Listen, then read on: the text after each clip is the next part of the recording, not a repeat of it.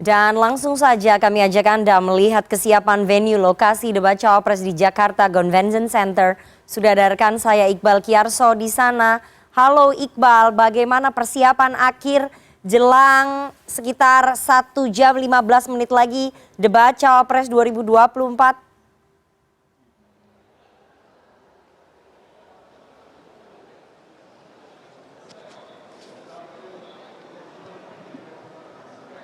Ya, selamat sore Rifana dan juga pemirsa, betul sekali. Tinggal menunggu hitungan waktu debat cawapres perdana akan diselenggarakan pada pukul 7 malam nanti. Dan sebelum saya menceritakan terkait dengan kesiapan venue dan juga apa saja yang nantinya akan berbeda di debat cawapres kali ini, saya akan menunjukkan dulu pada Anda, Rifana dan juga pemirsa, bahwa posisi saya saat ini adalah di area red carpet, di mana nantinya para paslon, baik calon presiden maupun cawapres dari nomor urut 1, 2, dan 3 nantinya akan melewati red carpet ini untuk nantinya memberikan statement-statement sedikit sebelum memasuki ke holding room. Dan di area red carpet ini tadi saya pantau atau kami pantau sudah ada komisioner-komisioner KPU yang hadir di red carpet ini. Di antaranya tadi ada Agus Melas, kemudian juga Betty Epsilon, dan juga Ketua KPU RI yaitu Hashim Asyari. Dan tadi Ketua KPU sempat menyatakan bahwa debat ini merupakan satu hal yang wajar, di mana para debat ini merupakan salah satu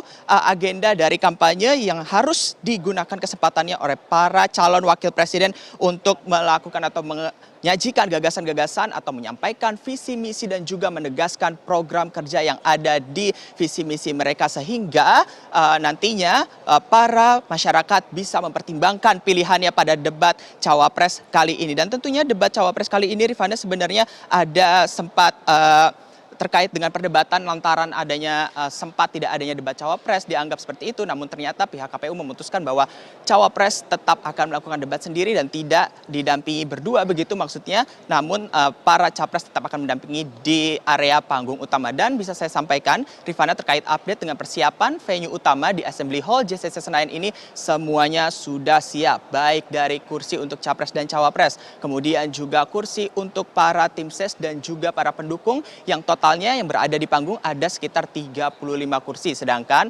40 lainnya berada di panggung bawah. Dan kemudian terkait dengan itu juga, hal yang berbeda terhadap debat cawapres kali ini adalah adanya podium nantinya akan disediakan bagi masing-masing calon wakil presiden saat menyampaikan gagasannya. Dan perlu dicatat bahwa podium tersebut bukan untuk membawa hal-hal yang sudah dicatat sebelumnya, namun untuk pointers-pointers saja. Dan hal itu tentunya bisa menjadikan gagasan-gagasan mereka tegas untuk disampaikan. Dan terakhir, Rifana, bisa saya sampaikan bahwa nantinya debat cawapres ini juga diharapkan gagasan-gagasan yang akan dihadirkan bagi para calon wakil presiden bisa mempengaruhi atau bisa menambah pertimbangan bagi mereka yang akan memilih pada pemilu 2024 pada Februari mendatang, Rifana. Baik, terima kasih Iqbal Kiarso melaporkan langsung dari Jakarta Convention Center. Nanti kita akan update lagi informasi dengan Anda. Selamat bertugas, Iqbal. Malam ini Komisi Pemilihan Umum akan menggelar debat perdana calon wakil presiden pemilu 2024 dengan tema ekonomi kerakyatan, ekonomi digital, keuangan, investasi, pajak, perdagangan, pengelolaan APBN, APBD, infrastruktur, dan perkotaan. Bagaimana persiapan ketiga cawapres dan visi ekonomi apa yang mereka tawarkan untuk Indonesia? Sore ini kita akan kembali membahasnya dengan 3 tim ses ya, dan juga Mbak Afiliani, pengamat ekonom Indef. Selamat sore Mbak Afi, diteruskan lagi ya. Dan ada satu persatu saya perkenalkan lagi, ada Dewan Pakar dari Timnas Amin, Mas Zulfikar Amir. Selamat sore Mas Zulfikar. Selamat sore, Mana. Ada Wakil Ketua Umum Partai Golkar sekaligus Wakil Ketua TKN Prabowo Gibran, Bang Erwin Aksa. Selamat sore Bang Erwin. Lebih terkenal jadi Waketum soalnya. Oke, dan juga anggota TPN Ganjar Mahfud, Bang Eriko Sutarduga. Selamat sore Bang Eriko. Selamat sore, Assalamualaikum pemirsa CNN dimanapun Anda berada. Oke, waalaikumsalam. Kalau tadi rekan saya Putri Ainun Tias tampaknya sudah membahas soal ekonomi digital, ekonomi kerakyatan. Saya akan masuk lebih dalam ke beberapa kebijakan ekonominya Pak Jokowi yang kemudian menjadi pro dan kontra begitu ya di publik, karena ada 2 paslon yang tampaknya akan melanjutkan, tapi ada 1 paslon yang membawa visi perubahan, Mbak Afi dan juga bapak-bapak sekalian. Saya akan ke Pak Zulfikar terlebih dahulu. Pak Zulfikar, nanti malam paslon Anda, cawapres Anda, Pak Muhaimin Iskandar akan lebih banyak mengkritisi kebijakan ekonominya pemerintahnya Pak Jokowi? Karena kan visinya visi perubahan ini yang dibawa. Ya, itu adalah titik masuk kita, di mana kita akan melihat permasalahan ekonomi secara makro dulu, lalu mengidentifikasi permasalahan struktural yang diakibatkan oleh kebijakan pemerintahan Jokowi selama hampir 10 tahun terakhir. Lalu kemudian kita akan menawarkan konsep perubahan, di mana ada beberapa poin yang akan diberikan oleh Gus Imin, dan tentu akan jadi surprise buat semua penonton. Dan nanti kita akan Gus Imin akan menawarkan beberapa program-program konkret untuk menyelesaikan permasalahan ketimpangan sosial, pemerataan pertumbuhan ekonomi, masalah perkotaan, dan tentunya masalah penciptaan lapangan kerja. Oke, jadi memang akan banyak mengkritisi kinerja pemerintahan ekonominya Pak Jokowi ya? 50-50, mengkritisi dan menawarkan solusi untuk permasalahan yang sudah di... Oke, tapi secara overall kalau menurut dari paslon Amin ini, kinerja ekonomi pemerintahnya Pak Jokowi seperti apa sih? Kalau kita lihat memang permasalahan yang paling fundamental itu terkait dengan laju pertumbuhan yang cenderung melamban. Ya kan? 3 tahun pasca pandemi kita belum kembali ke track loh. Sementara negara-negara tetangga yang lain itu sudah kembali in terms of employment, in terms of economic growth, ya, in terms of productivity, dan ini yang perlu kita kritisi. Kenapa itu terjadi gitu? Padahal pemerintahan Jokowi sudah mengeluarkan beberapa undang-undang yang diharapkan dapat mempercepat laju pertumbuhan ekonomi, tetapi ternyata tidak, justru membebani masyarakat, khususnya terkait dengan Undang-Undang Cipta Kerja. Oke, soal Undang-Undang Cipta Kerja nanti saya akan bahas ya lebih dalam, tapi tampaknya kita harus bergabung terlebih dahulu ke tim kami yang ada di paslon nomor urut 3. Oh, tampaknya belum ya. Saya lanjutkan lagi ke paslon 2. Cawapres Anda, Mas Gibran Rakabuming Raka, ini kan sudah jelas ya, anaknya Pak Jokowi. Otomatis visinya pasti visi keberlanjutan dong yang akan dibawa nantinya. Dan perbaikan. Maksudnya apa nih? Berarti ada yang perlu diperbaiki. Tadi kan program ekonominya Pak Jokowi ada dua yang mau ditawarkan. Oke, apa? Tadi kan ada 2 yang mau ditawarkan. Kalau kami memang dari awal 2 kan, nomor 2. Jadi 1 Tapi kan Pak Prabowo dan Mas Gibran selalu bilang melanjutkan, nggak ada itu perbaikan. Perbaikan ada dong dalam visi selalu 2. Perbaiki juga, emang sempurna? Enggak juga. Jadi Anda mengakui ya bahwa kinerja ekonominya Pak Jokowi nggak sempurna? Nggak sempurna. Jadi nggak bisa dilanjutkan semua? Golkar sama Pak Harto sempurna? Enggak juga. Diperbaiki juga oleh Pak Habibie. Ini menurut Bang Erwin, ini belum tentu menurut Mas Gibran begitu. Begini, Mas Gibran membangun teknopark di Solo. Membangun industri yang namanya pariwisata di Solo. Sehingga Solo, ekosistemnya ada teknopark yang di sana, ada turismenya di sana, maisnya hidup.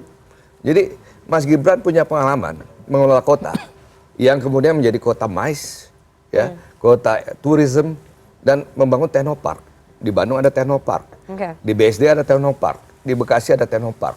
Jadi beberapa kota di Indonesia yang SDM-nya berkualitas dan bagus, kita harus membangun teknopark. Malang ada teknopark, Kediri ada teknopark, SMK-nya ada SMK ini ya, ada SMK yang namanya animasi. Batam juga demikian. Jadi kota-kota di Indonesia itu harus ada tematiknya. Jadi kalau ada tematiknya jelas. Kalau ada di situ produsen pisang, beras dan sebagainya, itu tematiknya harus fokus. Jangan daerah itu pertanian dibangun teknopark, nggak cocok nanti. Jadi Mas Gibran punya pengalaman dari kota Solo. Mas Gibran mengerti bagaimana dengan UKM, pelaku-pelaku pedagang kecil. Mereka kesulitan akses kepada lapangan keuangan ya. Tadi lapak. Mas Gibran tahu bagaimana memberikan lapak yang baik kepada pedagang kecil supaya mereka bisa bekerja dengan baik, tenang. Jadi pengalaman itulah yang kita ingin berikan kepada Indonesia. Baik. Jadi nanti pada saat debat cawapres Anda, Mas Gibran akan lebih banyak menjual programnya Pak Jokowi atau keluar dari bayang-bayang keberhasilan ekonominya Pak Jokowi? Begini, Mas Gibran itu wali kota Solo. Ya. Jadi sebagai wali kota Solo berhasil kan, maisnya hidup, kemudian turismenya hidup, membawa kebudayaan di Solo hidup. Kemudian yang paling penting juga bahwa ada teknopark di sana. Bagaimana warga Solo kemudian diajarkan tentang ekonomi digital di sana, menjadi cyber security, kemudian bisa menjadi programmer, ya, bisa menjadi animator, bisa membuat hal-hal yang value-nya mahal, dibeli oleh Singapura, dibeli oleh Amerika. Itu yang kita inginkan. Baik, jadi Anda nggak menjawab pertanyaan saya Bang Ali. Loh, apa? Udah jelas. Oke, jadi akan keluar dari bayang-bayang Oh iya jelas. keberhasilan ekonomi Pak Jokowi ya. Jadi menonjolkan keberhasilan isu perbaikan itu Mas Gibran. di bidang ekonomi di Solo begitu. Oh iya pasti, Oke. kan harus ada track record. Oke. Semua pemimpin harus ada track record. Baik. Kalau kami tidak menawarkan lagi, ada contohnya, Baik. udah berhasil. Oke, itu tadi dari paslon 2, dari Iya, paslon Mbak 3 ini publik agak bingung ya Bang Iya. Eriko soal positioningnya Mas Ganjar dan juga Pak Mahfud. Karena hari ini hubungan antara PD Perjuangan dengan Pak Jokowi kan renggang begitu ya. Jadi sebetulnya positioningnya nanti akan lebih banyak melanjutkan keberhasilan ekonominya Pak Jokowi atau bagaimana? Mbak Rifana, kita harus jujur lihat ya. Kan ini kan ada yang namanya asli, ada yang namanya KW. Nah, yang asli yang seperti Pak Jokowi itu siapa sebenarnya? Oke. Mas Ganjar. Kenapa? Pak Jokowi 7,5 tahun itu dari PDI Perjuangan menjadi wali kota Solo. Ya. 2,5 tahun jadi gubernur. Bahkan sama-sama Mbak Rifana. Ya. Dulu kita jalan bareng-bareng kan begitu. Ini kita mengalami betul pahit manisnya seperti itu. Dan bagaimana Pak Jokowi menyelesaikan permasalahan di Solo itu memindahkan tadi kita sebutkan 54 Ya. kali pertemuan. Nah, ini sebenarnya kalau mau melihat yang paling tepat tracknya, ini kan kalau tadi pertanyaan Mbak Rifana adalah Mas Ganjar. Kenapa? Dia gubernur 2 periode, dia pernah DPR RI.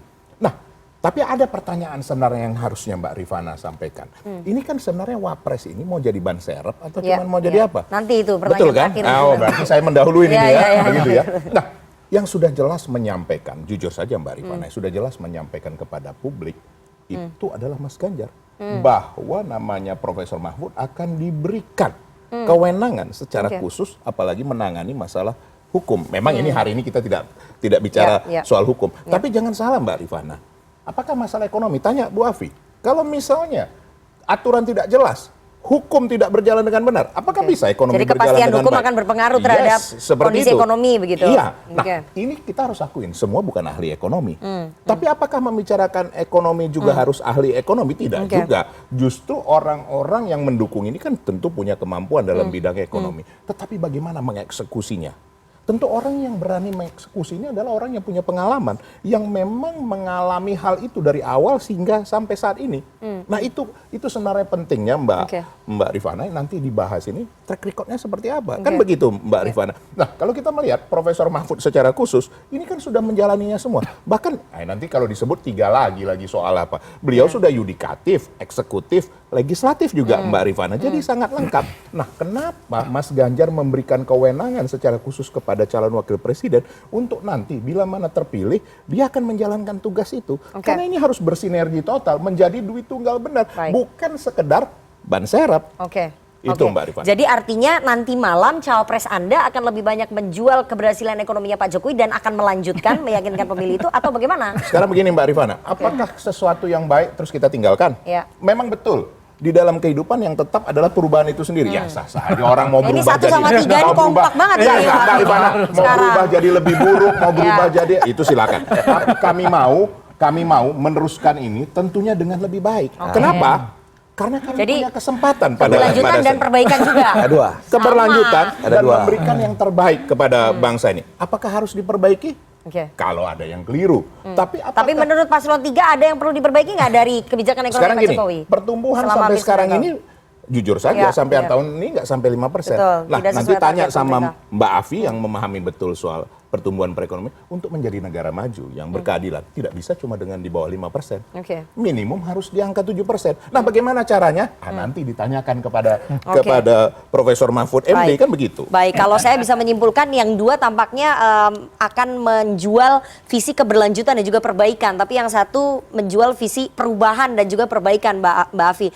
Jadi nanti Anda memprediksinya narasi ekonomi dari ketiga cawapres ini akan memperteguh positioning mereka nggak? Iya, saya rasa masing-masing kalau lihat dari visi misinya memang ada yang bawa perubahan, ada yang Oke. bawa perbaikan Iya. gitu ya, ada yang melanjutkan Iya. gitu. Memang beda-beda. Tapi memang harus dilihat perspektif ekonomi Indonesia ini nggak bisa kebijakan satu untuk semua. Karena satu dari masalah daerah itu sudah berbeda-beda ya. Masalah sektoral juga berbeda-beda. Jadi mungkin ke depan justru harus ada perubahan dalam kebijakan di mana tidak bisa satu untuk semua, tapi melihat situasi yang berbeda-beda ya. Misalnya kayak kepulauan, di Indonesia kan kepulauan besar, Iya. tapi tidak ada undang-undang tertentu sehingga ketika ada bagi hasil mereka berbeda dengan yang lahan misalnya lain. gitu. Jadi memang nanti harus ada perubahan mungkin dari rule base kepada principle base. Karena nanti krisis itu kan akan terjadi juga makin lama makin pendek. Sehingga tidak bisa kita dirugikan dengan kebijakan itu sendiri. Nah, ini juga suatu perubahan yang menurut saya siapapun yang memenangkan harus melakukan itu. Nah, kembali ke topik tadi kan bicara Ciptaker sama IKN ya, tapi kalau kita lihat Ciptaker sendiri sebenarnya memang PR ini belum selesai. Karena kalau melihat dari tadi kita sudah bahas mengenai orang miskin dan hampir miskin cukup besar ya. Kemudian angka pengangguran juga cukup besar karena angkatan kerja setiap tahun 2,5 juta, yang terserap hanya 1 juta. Nah, jadi memang kalau kita mau menuju 2045 pertumbuhan itu minimal harus 7%. Nah, apa sih aspek dari pertumbuhan? Pertumbuhan itu satu adalah yang paling dekat adalah konsumsi. Jadi daya beli harus ditingkatkan. Kalau daya beli nggak ditingkatkan, maka itu akan berpengaruh terhadap pertumbuhan ekonomi ya. Nah, yang kedua adalah terkait dengan investasi. Nah, sekarang nih investasi besar, tapi masih lebih pada padat modal. Harusnya juga padat karya gitu. Nah, jadi nanti harus ada bagaimana policy terkait dengan insentif yang berkaitan dengan padat karya. Oke, artinya policy-policy yang saat ini memang dijalankan di pemerintahannya Pak Jokowi harusnya nanti ke depan bisa diperbaiki begitu ya. Betul, karena melihat tuntutan zaman, kemudian tuntutan pertumbuhan ekonomi kita. Jadi memang nggak bisa hanya full keberlanjutan saja begitu ya Mbak. Jadi harus melihat perspektif baru dari lingkungan ya. Tadi kepastian adalah ketidakpastian. Sehingga kalau kita melakukan semuanya dibuang undang-undang, maka kita akan dirugikan dengan undang-undang itu sendiri. Jadi yang tadi principle base itu adalah yang gedenya aja diatur, tapi yang lain itu lebih diatur pada teknis gitu. Nah, ini belum ada. Nah, ini yang mungkin ke depan harus dilakukan. Oke, tapi mengingat 3 cawapres ini tidak punya background ekonomi, kalau kita berkaca pada wapres-wapres kita sebelumnya kan ada Pak Budiono, kemudian Pak Yusuf Kalla, beliau-beliau ini punya background ekonomi, sementara 3 capresnya mungkin ya ada yang kuat di ekonomi ya, tapi kan melihat ke depan tantangan ekonomi global juga menjadi salah satu tantangan yang patut kita khawatirkan. Ini bagaimana ya Mbak? Nah, menurut saya kalau siapapun yang pemenangnya harus bisa mencari tim ekonominya. Nah, ini penting karena kita lihat presiden-presiden sebelumnya kalau dia tim ekonominya bagus, pasti ekonominya juga bagus. Nah, ini adalah nanti bagaimana pemilihan. Jadi juga harus hati-hati dalam memilih tim ekonomi. Dream teamnya tuh harus bagus karena itu akan mempengaruhi kebijakan ekonomi ke depan. Dan 5 tahun itu menuju 2045 tuh nggak mudah. Kalau 5 tahun itu nggak 7%, untuk 2045 agaknya susah. Sekarang saja pendapatan per kapita kita kan masih 4.200-an kan gitu. Nah, untuk mencapai ke sana kan harus 10.000. Nah, itu nggak mudah gitu. Sehingga akan terlihat dalam 5 tahun ini apa saja tahapan-tahapannya untuk mencapai itu. Oke, jadi dream team ekonomi itu sangat penting begitu ya untuk bisa dibentuk. Sambil saya akan mengajak Anda pemirsa melihat situasi terkini dari Jakarta Convention Center. Tampaknya tamu-tamu sudah mulai berdatangan begitu ya. Sudah mulai memasuki arena Jakarta Convention Center untuk menghadiri debat perdana Cawapres. Ini acara off air yang dipandu oleh rekan kami langsung dari Plenary Hall Jakarta Convention Center. Tampaknya sudah dimulai untuk menyambut tamu-tamu undangan. Beberapa petinggi dari partai politik tampaknya juga sudah hadir begitu ya di sana. Oke, saya akan bahas lebih dalam ya soal undang-undang IKN dan juga undang-undang Cipta Kerja. Kalau tadi saya mulai dari nomor 1, dari paslon 1, 2, dan 3, saya sekarang mau balik nih dari paslon 3, 2, 1. Saya mau ke Bang Eriko dulu. Bang Eriko, salah satu isu ekonomi yang kemudian menjadi sorotan itu adalah infrastruktur. Infrastruktur menjadi salah satu tema dialog ya. Dan soal pemindahan ataupun proyek pemindahan IKN ini kan masih menjadi pro dan kontra. Terutama soal skema pembiayaan. Nah, ini paslon 3, terutama nanti Pak Mahfud bagaimana ya soal infrastruktur, soal proyek pembangunan IKN ini? Begini, Mbak Rifana, sebenarnya kalau mau berbicara IKN ini sebenarnya bukan hal yang baru. Ini mulai dari zaman Bung Karno, yang dulu kalau kita, Bung Karno menyampaikan jangan sekali-sekali melupakan sejarah, dulu sebenarnya mau diletakkan di Kalimantan Tengah, di Palangkaraya. Tetapi karena situasinya yang memang sudah berubah dalam 60 tahun terakhir ini, sehingga diputuskanlah di Pasir Penajam Utara, di IKN, di ibu kota Nusantara sekarang ini. Sebenarnya apa yang salah dalam kebijakan itu? Sangat baik, sangat benar. Apapun juga seperti negara-negara maju di dunia seperti Amerika itu ada pusat perekonomian, ada juga yang namanya ibu kota. Ibu kota betul-betullah menjadi ibu kota. Nah, ini yang sebenarnya dirancang oleh Bapak Presiden Jokowi, dan jangan lupa kami mendukung ini sepenuhnya, dan itu juga yang disampaikan oleh Mas Ganjar, karena memang tidak bisa, ini harus realita yang nyata.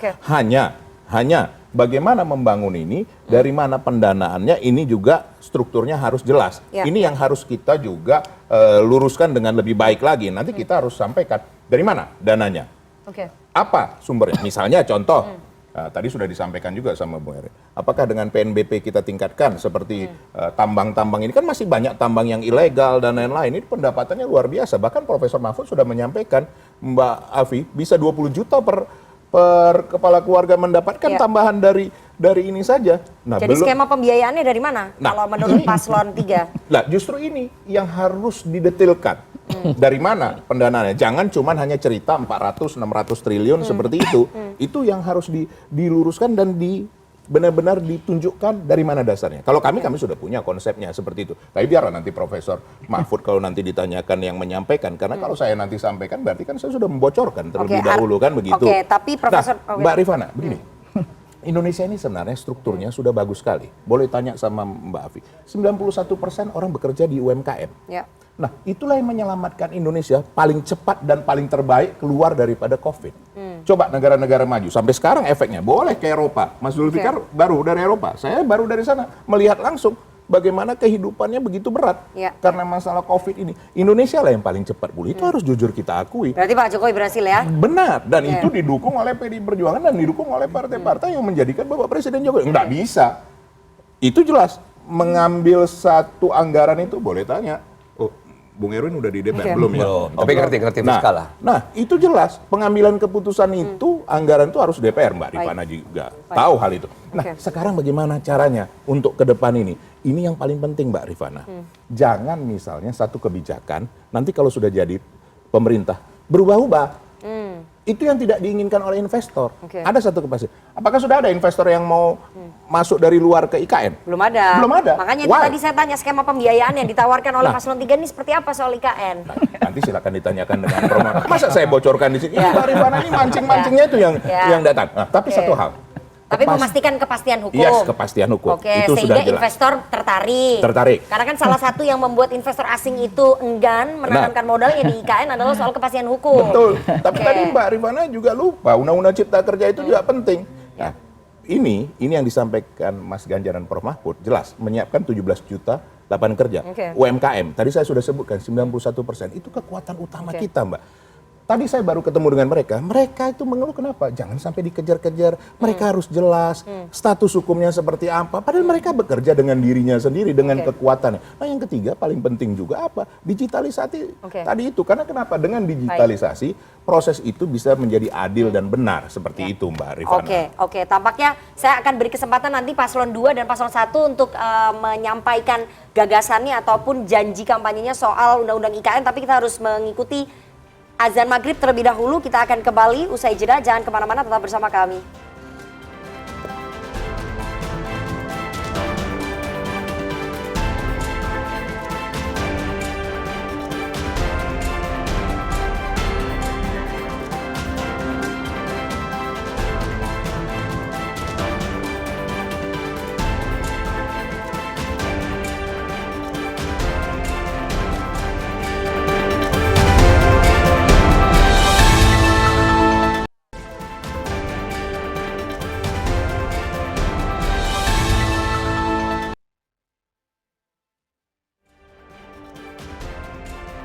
Bersama kami di Pilihan Indonesia jelang debat calon wakil presiden pemilu 2024, dan saat ini situasi terkini di Jakarta Convention Center yang bisa Anda lihat dari layar kaca Anda tampaknya belum begitu ramai di arena debat Cawapres.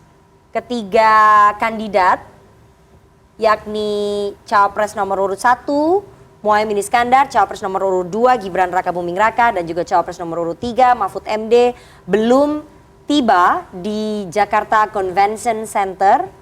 Demikian juga dengan 3 capres juga belum tiba di Jakarta Convention Center.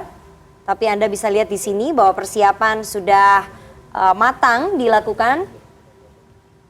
Personil kepolisian juga sudah berjaga untuk memastikan kelancaran jalannya debat Cawapres 2024 yang akan berlangsung sekitar 45 menit lagi ya, jam 19 waktu Indonesia Barat. Dan sambil kita menunggu kehadiran para tamu undangan dan juga ketiga Cawapres serta ketiga Capres di arena debat Jakarta Convention Center, kita akan kembali melanjutkan perbincangan kita dengan tiga narasumber. Kalau tadi saya sudah meminta tanggapan dari kubu paslon 3 soal undang-undang IKN, saya akan ke kubu paslon 2 dulu ya. Bang Erwin, ini kan sudah jelas bahwa undang-undang IKN ini sekali lagi produknya Pak Jokowi gitu ya. Nah, Mas Gibran kan sebagai cawapresnya Pak Prabowo, kita juga sudah dengar bahwa Pak Prabowo berkali-kali saya akan melanjutkan IKN. Tapi yang ingin saya tanyakan, skema pembiayaannya ini bagaimana? Apa yang ditawarkan untuk meyakinkan pemilih begitu ya? Karena sekali lagi skema pembiayaan itu kan dianggap akan membebani masyarakat karena kan itu dari APBN. Nah, ini apa yang ditawarkan? Jadi sebelum saya klarifikasi dulu. Ini produk daripada legislator dan pemerintah. Jadi ini produk bersama. Tapi ini mimpinya siapa? Ini mimpi legislator, mimpi tapi kan pemerintah ini juga. Oleh pemerintah, berarti kan oleh Pak Jokowi. Ada namanya inisiator pemerintah, Ya, ada inisiator inisiatifnya DPR. pemerintah kan? Iya, tapi Ya. kan disepakati bersama. Jadi ini undang-undang bersama. Dari paslon 1 juga sepakat, dari paslon 3 juga sepakat. Ya, Jadi semuanya sepakat. 8 fraksi sepakat, hanya satu fraksi yang nggak setuju ya, PKS. Ada yang walkout lah. Tetapi kalau kita Demokrat bicara setuju, juga Bang. anggaran, kan ketua banggarnya dari PDIP. Jadi pasti politik anggarannya juga ada kan. Jadi ada politik kebijakannya, ada politik anggarannya. Kita harus bicara itu dulu tuh. Kalau kita berbicara politik anggarannya, anggaran 2024 kan udah selesai dibahas di DPR dan pemerintah kan. Berarti sampai 2024 udah selesai. Tinggal 2025 pasti akan dibicarakan lagi tuh. Bagaimana politik anggarannya? Betul. Apakah ya kan paslon kalau 3? paslon Anda kemudian menang, Oh pasti. Kita berarti kan ada keberlanjutan. skema pembiayaannya dari paslon Anda harus memikirkan. Skema bagaimana? pembicaraan nomor 1 itu adalah KPBU dari swasta. Apakah itu swasta murni atau swasta negara atau BUMN?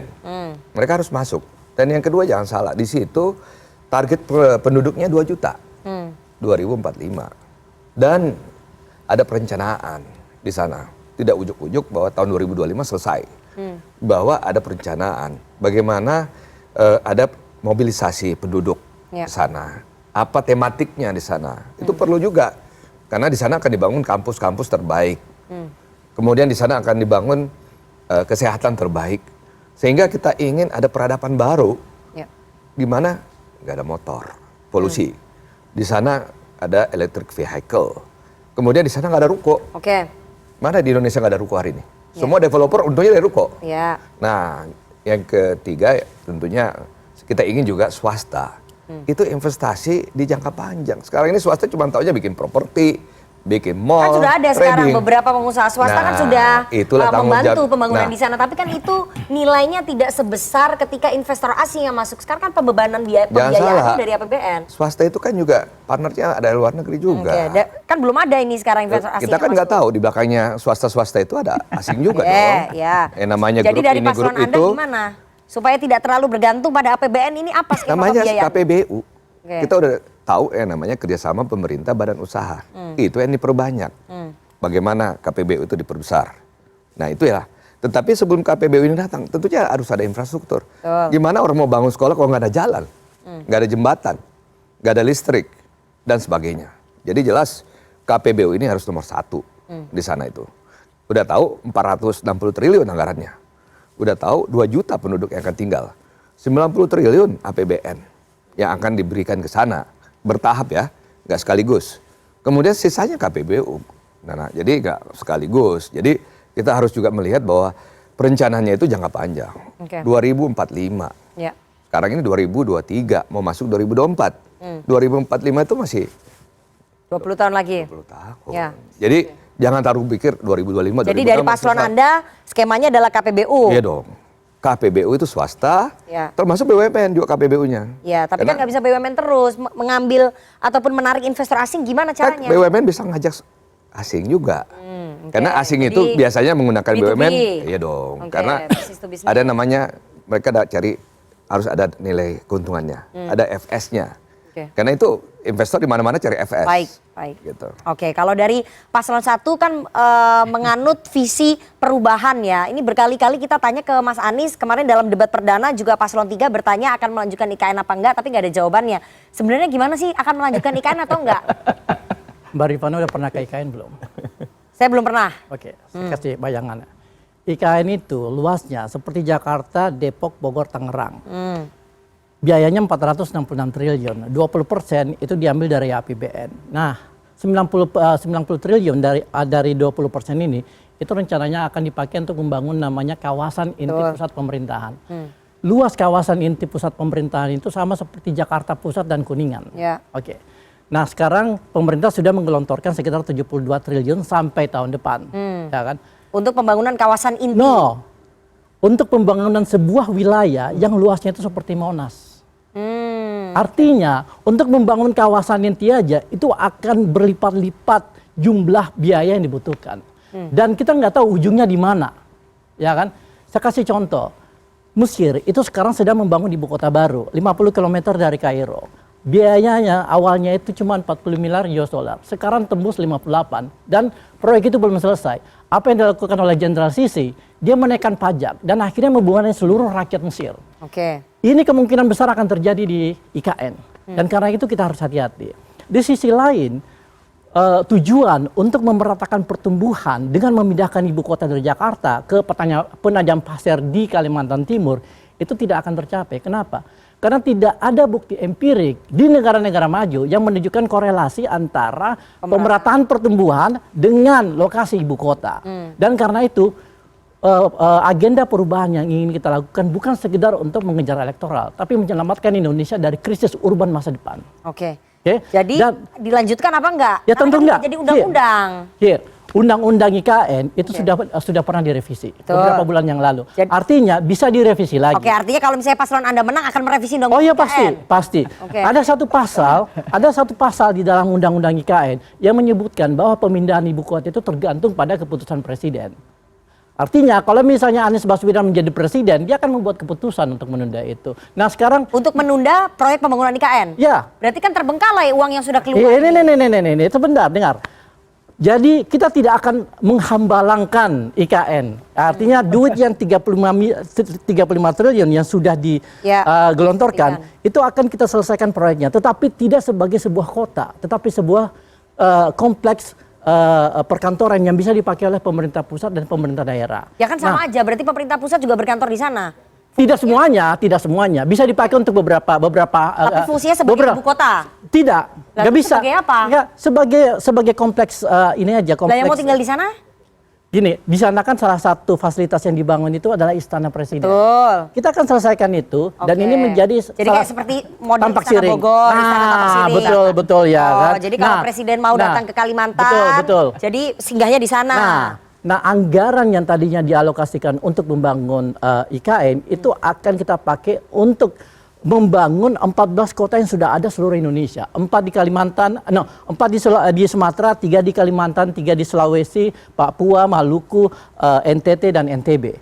Dan kita akan membantu kota-kota ini yang APBD-nya itu kasihan banget. Pontianak itu 1,8 triliun. Ini mereka nggak bisa ngapa-ngapain. Ada 5 infrastruktur yang akan kita bangun di setiap kota di 14 kota ini gitu. Pertama adalah public transportation ya, transportasi publik, kedua penyediaan air, ketiga public housing, keempat taman publik dan kelima infrastruktur digital. Jadi ini akan menjadi cara untuk menjadikan kota-kota ini sebagai sentra-sentra pertumbuhan baru. Oke, artinya ibu kota Nusantara itu tidak selesai. Jadi dan tidak perlu. Tetap di Jakarta. Ibu kota tetap di Jakarta. Di sana akan ada Istana Presiden, ya. Lalu kemudian kita akan membangun 14 kota di seluruh Indonesia yang akan memberi pemerataan yang lebih real. Oke, saya mau tanya ke Mbak Afi, mendengarkan tadi visi misi ataupun janji dari ketiga jubir ya soal undang-undang IKN ini seperti apa? Apakah itu realistis soal skema pembiayaan, terus soal tadi dirubah ya berarti ya dari mulai IKN kemudian dialokasikan untuk 14 kota lainnya. Tapi jangan dijawab dulu Mbak Afi, kita harus jeda, jangan kemana-mana, tetap bersama kami. Kami akan kembali.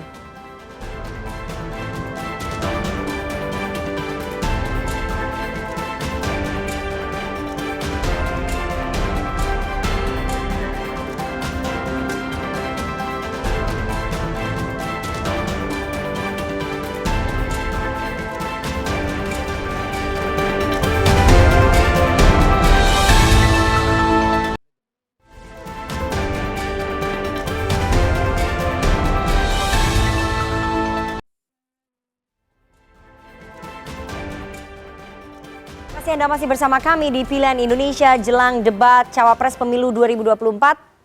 Kita akan langsung mengikuti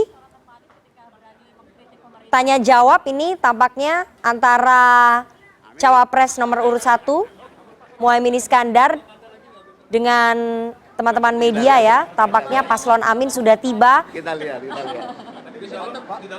Paslon Amin, saya ralat Paslon Amin masih berada di rumah pemenangan bersama dengan capresnya. Kita dengarkan sama-sama. Sudah berpengalaman sekali. Jadi kalau saya menyemangati sesuatu itu malah belajar ikan berenang. Tapi nggak usah latihan Pak. Amin. Gus, kalau sama ibu mungkin Gus ada minta Ya pasti kita mohon doanya. Nanti kan kalau versi yang debat kedua ini kan Mas Gibran dulu. Nanti Caimin kan dapat yang terakhir. Itu nggak apa-apa ini. Ya nggak apa-apa, kita sama aja. Mudah berarti ya. Sama aja. udah nggak deg-degan lagi ya Gus? Kemarin kan deg-degan. Oh iya, Pak Mahfud orang pengalaman, Pak Gibran pengalaman jadi wali kota ya pasti kita harus deg-degan. Latihannya di Sultan ini nih. Lawan kuatnya siapa Gus? Ya nggak tahu. Ada Sultan ini nih. Nanti kita lihat lah situasinya. Terus video tebak-tebakan itu yang diupdate itu persiapan salah satunya. Itu bagian itu menghangatkan. Sebab apa yang paling kecil? Oke, siap. Terima kasih Pak Anies. Terima kasih Pak Anies. Coba support gua.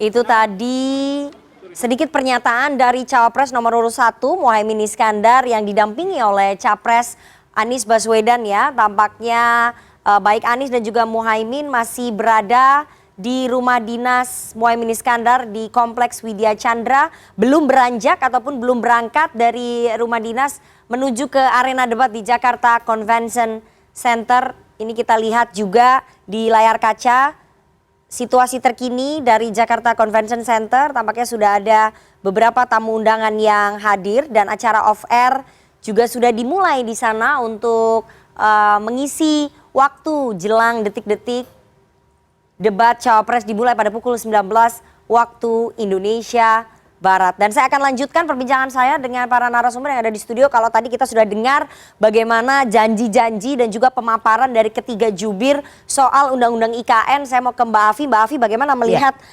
tadi narasi yang disampaikan pemaparan tentang IKN ini Mbak? Ya, IKN itu memang tujuan pemerintah maksudnya baik, memindahkan supaya ekonomi merata gitu ya. Terus pemindahan ibu kota akan membuat ekonomi juga akan lebih baik di daerah, terutama luar Jawa yang dianggap kesenjangan. Tetapi yang harus dilihat adalah satu, orang itu melihat bahwa kalau tidak dibiayai oleh swasta bakal APBN. Padahal APBN kita tuh sekarang bengkak utang juga cukup besar, defisit juga besar. Artinya mereka ada pemikiran bahwa nanti jangan-jangan pajak akan dikenakan lebih banyak sehingga itu akan membuat masyarakat menjadi hati-hati dalam melihat pembiayaan ini. Itu satu.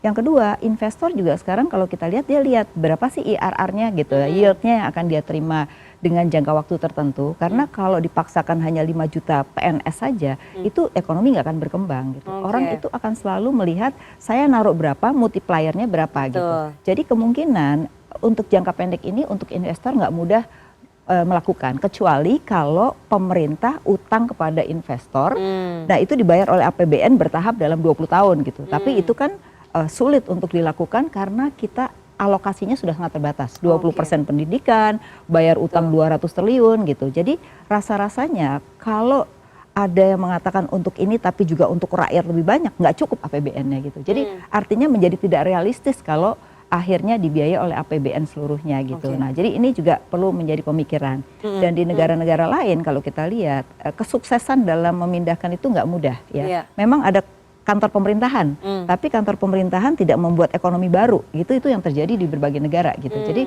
artinya apa? Ekonominya ya tetap kayak gini-gini aja gitu. Jadi memindahkan market itu nggak semudah itu, apalagi harga tanah sudah mahal, belum tentu mereka punya pekerjaan di sana gitu. Jadi ini juga menurut saya hal-hal yang perlu dipikirkan ke depan gitu. Jadi mungkin menurut saya mungkin bukan tidak jadi, tapi penundaan melihat situasi dan kondisi. Oke, jadi menunda melihat realistis APBN kita ya. Oke, beban dan APBN investor kita. Ya. Dan investor. Harus mungkin pemikiran baru adalah dia kan perbatasan dengan berbagai negara ya. Jadi mungkin itu bisa menjadi pusat industri untuk market di luar gitu. Nah, karena kalau kita melihat yang harus kita beresin dulu itu sebenarnya adalah reindustrialisasi kita tuh kayak apa. Karena kalau kita nggak bisa jual juga percuma aja kan. Jadi market juga akhirnya gitu. Jadi tadi skema yang disampaikan oleh Paslon 2 soal bisnis to bisnis itu juga akan sulit. Sulit karena tadi investor itu melihat berapa sih returnnya gitu. Kalau returnnya tidak memenuhi, ya dia tidak akan menginvestasi. Yang dia mau pinjam aja, tapi APBN yang menjamin. Nah itu paling mungkin. Oke. Tapi beban APBN kita apakah mampu begitu ya di tengah tadi banyak utang segala macam. Jadi meskipun nanti administrasi ini berganti ataupun pemerintahan berganti, untuk Pak Jokowi aja kan kesulitan sekali ya untuk bisa menarik investor masuk. Apalagi kalau misalnya di antara 3 capres ini terpilih, akan lebih sulit lagi tampaknya menarik investor masuk. Dalam arti gini kan itu 5 tahunan kan. Nah setelah 5 tahun gimana? Karena dengan melihat situasi dan kondisi saat ini nggak mungkin 5 tahun itu kembali uangnya gitu loh. Itu butuh waktu mungkin 10-20 tahun untuk bisa mengembalikan dana sebesar itu. Karena kan dananya sekitar 400 triliun kan. Itu tidak kecil. Dan itu menjadi pertimbangan investor juga ya. Betul sekali. Oke. Soal situasi politik dan pergantian pemerintahan. Betul. Setelah kita bahas soal IKN ya, kita akan bahas lebih dalam soal salah satu isu ekonomi yang menjadi perhatian dari generasi millennials dan juga Gen Z. Jadi kalau kita beberapa kali dialog, ini beberapa mahasiswa, terutama yang mereka akan lulus, mereka sangat concern sekali dengan Undang-Undang Cipta Kerja. Karena ini mengancam mereka pada saat mereka nanti mencari kerja dan mereka menjadi pekerja nanti di suatu company ataupun perusahaan. Saya mau ke Paslon 2 dulu deh. Paslon Anda, cawapres Anda kan anak muda. Tapi ternyata pada kenyataannya anak-anak muda zaman sekarang, Gen Z ataupun millennials, mereka sangat khawatir sekali dengan keberadaan Undang-Undang Cipta Kerja. Bang Erwin, bagaimana kemudian bisa menjamin bahwa Undang-Undang Cipta Kerja ini tidak akan merugikan para pencari kerja yang baru-baru ini loh, yang anak-anak muda ini? Udah pernah baca nggak 5.000 halaman Undang-Undang Cipta Kerja? Makanya kita tanya, kira-kira gimana cawapres menjamin itu? Kan di dalam satu bab itu tentang lapangan pekerjaan. Di situ kita berbicara tentang bagaimana yang tadi outsourcing, ya ada yang bagaimana tentang kemitraan, bagaimana PHK dan sebagainya. Ya, dan Undang-Undang Cipta Kerja dianggap lebih menguntungkan pengusaha. Undang-Undang Cipta Kerja itu kemudian ada turunannya peraturan pemerintah yang dipersoalkan oleh teman-teman dari NGO atau dari serikat pekerja, itu adalah peraturan pemerintah tentang rumusan dari contoh PHK atau rumusan dari UMP, rumusan dari upah minimum kabupaten kota. Itu yang dipersoalkan. PP-nya, bukan undang-undangnya sebenarnya. Karena undang-undangnya itu sudah disepakati oleh semua partai ya di dalam pembicaraan antara DPR dan pemerintah. Tetapi turunannya ada seperti tadi Mbak Afi mengatakan belum ada yang sempurna. Makanya belum sempurna diperbaiki. Kalau memang PP-nya perlu diperbaiki ya kita perbaiki. Kalau permennya kita perlu perbaiki ya kita perbaiki. Jadi PP-nya bagaimana mengatur upah minimum kota umpamanya. Ya kan? Masa kota Kabupaten Bekasi upah minimumnya lebih tinggi dari Jakarta, padahal kabupaten doang. Di sini provinsi. Itu soal upah, tapi soal status ketenaga kerjaan itu yang menjadi kekhawatiran dari teman-teman para pencari kerja muda ini. Teman-teman pencari kerja, apalagi Gen Z tadi yang dikatakan, mereka senang work from home. Mereka nggak mau kerja di kantor yang kemudian terikat dengan jam kerja. Mereka mau kerja di Bali, ya. Mereka mau jadi animator, programmer, yang kemudian waktunya bisa tidur. Itu kerjanya baru jam 2. Banyak juga yang masih mau jadi pekerja kantoran biasa. Banyak. Tapi gini, persoalan dari perkantoran, bahasa Inggris, bahasa Cina. Masa mau kerja di Morowali suruh bahasa Cina? Nah itu persoalan juga. Ada ketidakberpihakan. Nah itu harus ada perbaikan. Kalau mau bikin usaha di Indonesia, orang Indonesia harus diterima, tapi jangan disyaratkan harus bahasa Mandarin. Nah itu yang harus diperbaiki. Karena itu lagi-lagi tidak ada keberpihakan, harus ada kuota yang harus dibikin.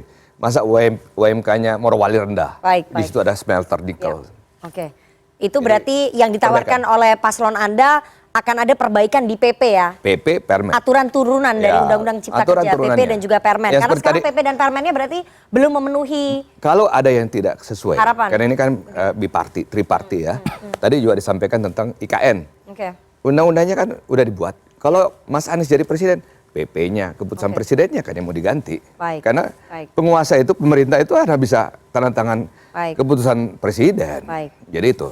Ini tampaknya situasi terkini dari lapangan. Kita lihat paslon nomor urut 1, Anies Baswedan dan juga Mohaimin Iskandar sudah menuju perjalanan ke Jakarta Convention Center didampingi oleh pasangannya ya. Kita lihat istri dari Muhaimin dan juga istri dari Anies Baswedan turut mendampingi Capres dan juga Cawapres nomor urut 1 untuk menuju ke Jakarta Convention Center. Tadi di Prabowo Subianto dan juga pasangan Gibran Raka Buming Raka, paslon nomor 2 juga dalam perjalanan, tapi sayangnya kami belum bisa menampilkan gambarnya. Tapi tadi kita lihat kehadiran dari Ketua Umumnya Bang Erwin Aksani, tadi kita lihat kehadiran dari Pak Erlangga Hartarto tiba di Jakarta Convention Center. Oke, kita bisa lihat mungkin gambar lainnya. Wakanda nomor Indonesia forever. Oke, ini kita lihat gambar di layar. Yang satu lagi, ini adalah iring-iringan perjalanan dari Capres nomor urut 2 Pak Prabowo Subianto menuju ke arena debat di Jakarta Convention Center. Kemudian gambar selanjutnya kita bisa lihat tadi, tampaknya saya melihat kehadiran dari Ketua Umum PAN ya Pak Zulkifli Hasan. Ini gambar dari Ketua Umum PAN Pak Zulkifli Hasan yang tampaknya sudah tiba di gedung Jakarta Convention Center untuk turut menghadiri debat Cawapres Perdana. Oke, sambil kita mengupdate nanti situasi terkini di lapangan, saya kembali lagi. Kalau tadi paslon 2 berarti soal Undang-Undang Cipta Kerja itu harus ada revisi ataupun perbaikan di aturan turunan Undang-Undang Cipta Kerja melalui Permen dan juga PP. Bagaimana paslon 1? Karena paslon 1 tampaknya mengusung visi perubahan, ya pasti gimana? Akan merevisi Undang-Undang Cipta Kerja atau membatalkan, yang nggak bisa Bang? Ada 3 undang-undang yang akan kita revisi, Oke. Mbak Rifana ya. Pertama adalah Undang-Undang ITE, kedua Undang-Undang IKN, ketiga Undang-Undang Cipta Kerja. Oke. Nah, Undang-Undang Cipta Kerja ini penuh dengan berbagai ranjau yang perlu kita perhatikan gitu. Dari awal memang kita lihat proses pembuatannya itu sudah penuh dengan kontroversi. Walaupun memang tujuannya itu ya sepertinya positif, di mana undang-undang ini diharapkan akan membuat Indonesia menjadi tujuan yang menarik buat para investor dari luar. Tetapi faktanya, ya ironisnya adalah setelah undang-undang ini dikeluarkan, investasi asing dari luar itu pun juga tidak terlalu banyak yang masuk kan. Nah di sisi lain undang-undang ini sudah menerapkan aturan yang menekan pekerja kita. Nah ini sesuatu yang harus kita ubah karena dia menciptakan suatu struktur ketidakadilan bagi para pekerja. Salah satu agenda ekonomi yang ingin diusung oleh paslon Amin itu adalah reindustrialisasi ya. Seperti tadi Bu Afi sebutkan, di mana kita ingin agar sektor manufaktur kita itu kembali naik yang saat ini masih yang udah drop ya. Dari 25% ke 18%, kita pingin dia naik lagi sampai 22% by 2029 gitu. Nah, reindustrialisasi ini itu tidak akan bisa berhasil ketika pekerja kita tidak sejahtera. Di mana-mana negara maju, negara-negara industri, industrialisasi mereka itu baru bisa berhasil ketika kesejahteraan buruh atau kesejahteraan pekerja itu meningkat. Jadi kita tidak bisa menciptakan satu kondisi untuk melakukan reindustrialisasi ketika pekerja kita itu tidak bisa mencapai tingkat kesejahteraan yang layak gitu. Dan ini akan kita kejar dan kita berangkat dari satu pemahaman bahwa semakin sejahtera pekerja kita, semakin produktif mereka, semakin tinggi pertumbuhan ekonomi. Jadi kita mulai dari situ. Oke, jadi paslon Amin akan merevisi Undang-Undang Cipta Kerja. Persoalannya Undang-Undang Cipta Kerja ini menguntungkan pengusaha dan pengusaha banyak juga yang nyumbang ke paslon Anda. Ini gimana nanti? Ya kan tinggal negosiasi aja. Bagian mana jadi yang ada negosiasinya pastilah, nanti. pasti. Tapi yang jadi masalah kan sebelumnya negosiasi dengan pekerjanya ini yang timpang. Ya kan? Jadi kita ingin ada membawa buntu. Oh ya, jadi kita ingin membawa semua pihak dan ini adalah prinsip-prinsip kolaborasi yang sudah diterapkan oleh Pak Anies Baswedan selama menjadi gubernur di Jakarta. Oke, itu berarti janjinya paslon Amin akan merevisi Undang-Undang Cipta Kerja. Kalau dari paslon 3 gimana? Kira-kira soal Undang-Undang Cipta Kerja ini akan melanjutkan aja atau memang ada yang perlu Begini Mbak Rifana, mungkin Mas Zulfikar karena di Singapura barangkali ya tidak mengikuti proses ini. Kalau kami kan karena di DPR memahami betul. Ini sebenarnya undang-undang ini dibuat untuk apa? Untuk mengatasi kejadian COVID. Untuk merespon hal ini. Apakah ini sempurna? Belum. Karena memang prosesnya cepat. Apakah bisa direvisi? Siapa bilang tidak bisa? Tapi persoalannya. Paslon 3 akan merevisi nggak? Kami akan melihat, mengevaluasi. Coba kalau dilihat dari Mas Zulfikar, nanti coba boleh dicek. Partai-partainya juga mendukung.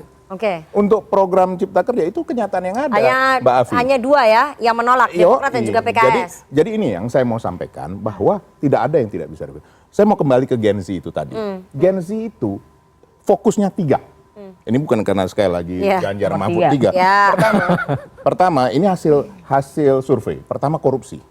Itulah yang akan ditanganin oleh Profesor Mahfud. Yang kedua, keberlanjutan dari apa? Energi hijau. Ini penting sekali bagi mereka. Bahwa dunia ini jangan kiamat dalam waktu pada saat mereka gara-gara perubahan iklim yang luar biasa. Yang ketiga adalah masalah ekonomi. Nah ini Mbak Rifana, sudah diatasi oleh pasangan calon nomor 3. Mas Ganjar dan Profesor Mahfud. Apa itu? Pertama, penciptaan 17 juta lapangan kerja. Tidak semua yang namanya orang mau jadi YouTuber, mau jadi apa. Ada juga yang mau jadi profesional. Nah itu 17 juta. Yang kedua, fokus kami kepada UMKM. Nah ini juga yang banyak generasi muda yang mau, kan tidak bisa tiba-tiba muncul dengan katakan modal terbatas terus mau jadi usaha besar. Dari mana jalannya? Itulah yang namanya usaha mikro, kecil, menengah. Nah yang ketiga, digitalisasi. Tadi yang disampaikan oleh Bung Erwin bahwa banyak juga generasi muda yang mau bekerja dari jarak jauh, mau bekerja dari Bali, tapi dia bekerja misalnya di luar negeri, nggak bisa saja. Nah inilah pentingnya yang namanya digitalisasi. Jadi semua hal ini sebenarnya sudah di-cover oleh pasangan nomor 3 oleh Pak Mahfud dan Mas Ganjar. Nah tentu Mbak Rifana tanya bagaimana dengan Undang-Undang Cipta Kerja ini? Nah ini yang kita lihat ke depan ini, kan tidak bisa. Oh hari ini ada sedikit problem, kita ganti langsung. Inilah yang diragukan oleh pihak-pihak luar. Kenapa? Tidak jelas mengenai jalannya proses ini semua. Hukum itu tadi harus ada keberlanjutan. Kita menyempurnakan, yes. Bagaimana caranya? Kita duduk bersama tripartit, pengusaha, pemerintah, dan juga pekerja. Oke. Bapak-bapak, kita sambil melihat situasi terkini ya dari arena Jakarta Convention Center, arena debat ini tampaknya Capres nomor urut 2 Prabowo Subianto sudah tiba di JCC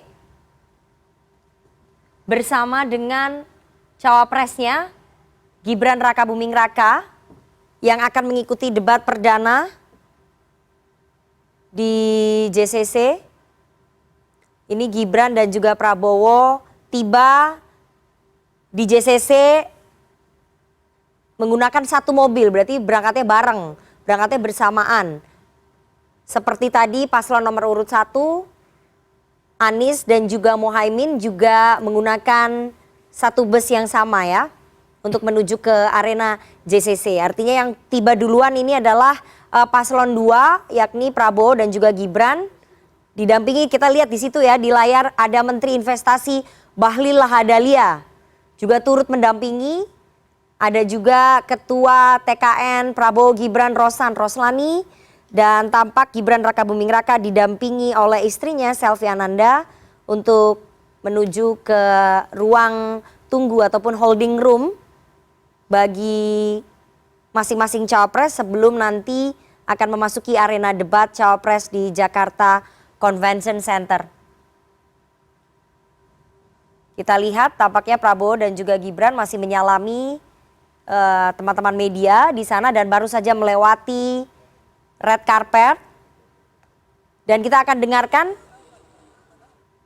pernyataan sedikit dari paslon 2. Bagaimana tentunya nih malam hari ini, malamnya Mas Gibran ya Pak Prabowo ya, karena debat kedua untuk calon wakil presiden. Kesiapannya Mas Gibran seperti apa? Ya mohon doanya saja. 3 hari terakhir kami juga sudah rajin melakukan simulasi.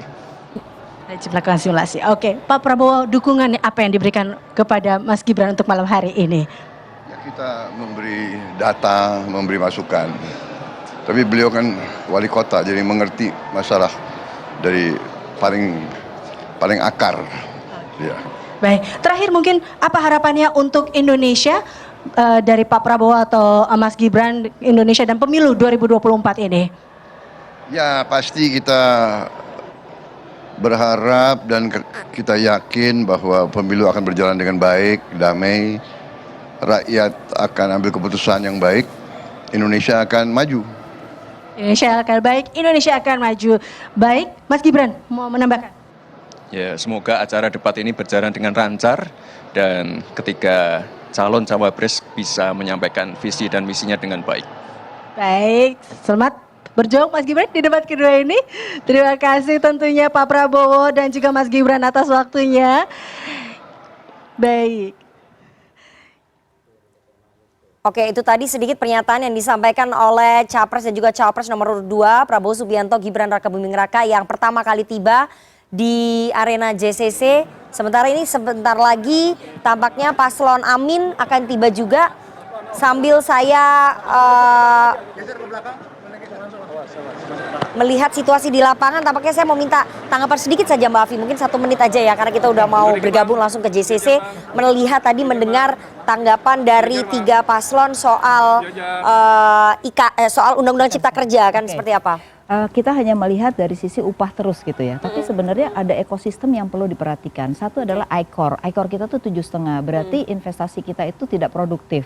Berarti itu juga harus diciptakan bagaimana untuk menurunkan ICOR. Yang kedua, mapping antara ketenaga kerjaan yang dibutuhkan dengan yang ada. Nah, jadi Depnaker sendiri belum punya mapping itu. Menurut saya itu menjadi penting. 17 juta butuhnya apa kan nggak tahu gitu ya. Nah, yang ketiga adalah tingkat produktivitas. Jadi mau naik gaji terus tapi produktivitasnya rendah sekali gitu. Nah, jadi di sini ekosistem ini harus dibereskan dulu, baru Undang-Undang Cipta Kerja itu mampu secara efektif dilaksanakan. Tapi tanpa ekosistem menurut saya ini hanya cerita, walaupun ada PP dan lain-lain nggak akan terjadi. Jadi harus membangun ekosistemnya dulu. Betul, ya, baru bisa benar-benar memberlakukan Undang-Undang Cipta Kerja. Betul sekali. Oke. Kita lihat nanti bagaimana kepiawaian 3 Cawapres dalam meyakinkan para pemilih, terutama swing voters dan juga undecided voters yang jumlahnya masih tinggi ya, soal tema-tema ekonomi. Karena sekali lagi salah satu tema yang menjadi harapan publik untuk bisa meyakinkan mereka adalah tema ekonomi kerakyatan, terutama soal penyediaan lapangan kerja dan juga isu-isu seperti bantuan sosial. Nanti kita lihat. Dan ini kita lihat di layar kaca Anda, paslon nomor urut 1 Anies Baswedan dan juga Mohaimin Iskandar baru saja tiba di Plenary Hall Jakarta Convention Center untuk mengikuti jalannya debat perdana Cawapres 2024. Tampak Anies dan juga Mohaimin didampingi oleh istrinya masing-masing. Kita akan dengarkan apakah ada sedikit pernyataan yang disampaikan oleh Anies dan juga Mohaimin.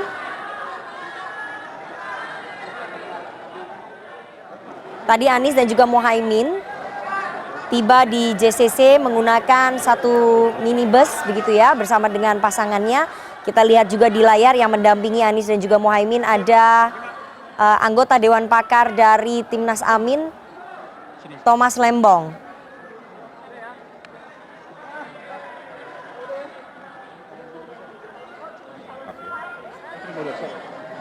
Paslon Amin didampingi oleh istrinya masing-masing untuk mengikuti debat Cawapres perdana yang akan digelar sekitar 13 menit lagi, tepat pada pukul 19 waktu Indonesia Barat.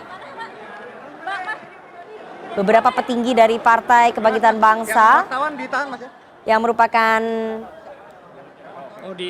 kader dari Caimin begitu ya, tampaknya turut mendampingi untuk hadir di JCC. Kita akan dengarkan bersama pernyataan sedikit yang akan disampaikan oleh Anies dan juga Mohaimin.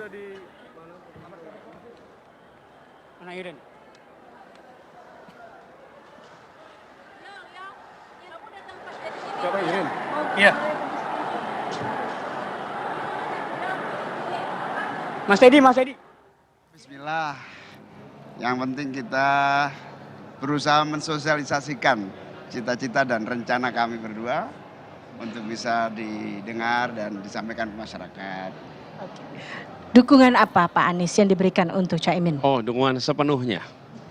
Dan alhamdulillah karena Gus Imin ini adalah seorang aktivis yang terbiasa berbagi gagasan, ide.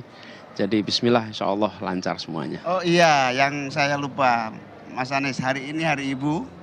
Kami berdua mengucapkan selamat Hari Ibu, salam hormat, cinta, dan kasih sayang kami kepada seluruh ibu-ibu se-Indonesia. Moga-moga semuanya sehat, semoganya umur panjang, insya Allah husnul khotimah. Terima kasih atas doa-doa Ibu.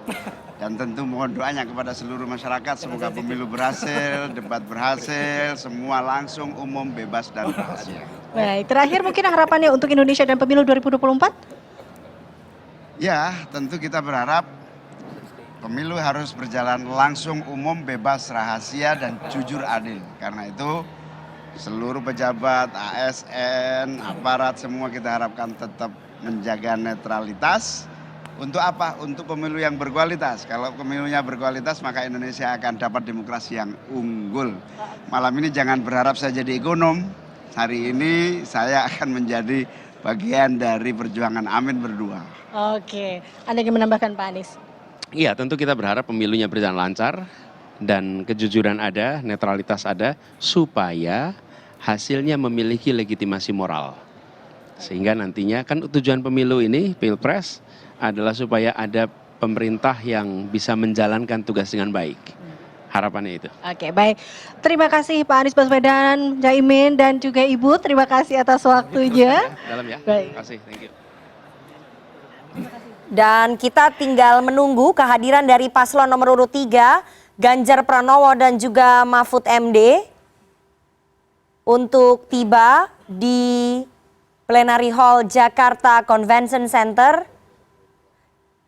Dan tadi kita sudah menyaksikan sedikit pernyataan yang disampaikan oleh paslon nomor urut 1, Anies dan juga Mohaimin. Kita masih menunggu kehadiran dari paslon terakhir, paslon nomor urut 3, Ganjar Pranowo dan juga Mahfud MD. Dan terima kasih semuanya narasumber yang sudah hadir di sini untuk tadi mengulas sedikit janji-janji kampanye soal ekonomi dari ketiga paslon. Kita lihat nanti bagaimana penampilan dari ketiga cawapres yang sama sekali tidak punya background ekonomi, tapi bicara ekonominya agak berat dari makro sampai mikro. Nanti kita akan lihat bagaimana kepiawaian mereka dan bahan-bahan yang sudah disetor mungkin ya oleh tim sesnya. Terima kasih sekali kepada Timnas Amin, ada Pak Sulfikar Amir, kemudian TKN Prabowo Gibran, Bang Erwin Aksa, dari TPN Ganjar Mahfud, Bang Eriko Suparduga, dan Mbak Afiliani, ekonom senior Indef. Terima kasih sudah bergabung, dan CNN Indonesia program spesial jelang debat Cawapres akan kembali usai jeda. Tetap bersama kami.